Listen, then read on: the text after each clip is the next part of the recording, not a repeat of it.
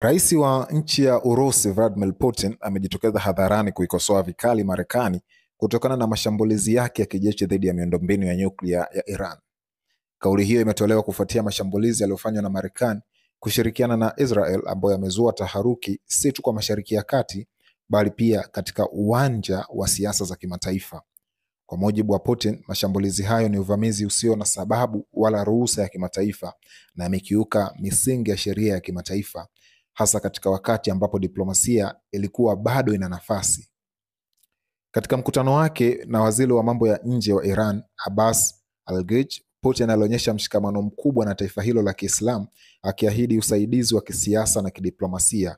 Hata hivyo, alisisitiza kuwa Urusi haitahusika moja kwa moja kijeshi katika mzozo huo, bali itaendelea kusisitiza mazungumzo ya amani kama njia pekee ya kudhibiti mgogoro ya aina hiyo. Hili linaonyesha msimamo wa Urusi katika kujiweka kama msuluhishi wa kimataifa na kupinga kile kinachoonekana kuwa ni uingiliaji wa Marekani katika masuala ya undani wa mataifa ya Mashariki ya Kati. Katika taarifa iliyotolewa na waziri wa mambo ya nje wa Urusi, Sergei Ryabkov, Urusi ilitahadharisha Marekani kuhusu hatari ya kuendelea kutoa msaada wa kijeshi kwa Israel dhidi ya Iran. Na kwa mujibu wa Ryabkov, hali hiyo inaweza kupelekea mlipuko wa vita vikubwa katika eneo hilo na hata kuvuruga amani ya kimataifa.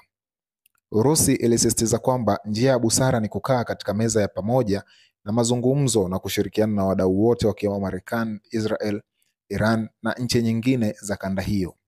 Aidha, licha ya kuwepo kwa mkataba wa kimkakati kati ya Urusi na Iran uliosainiwa Januari 2025, mkataba huo haujumuishi masharti ya ulinzi wa moja kwa moja wa kijeshi, jambo linaloonyesha kwamba Urusi inachukua tahadhari kubwa ili kuepuka vita ya wazi wazi.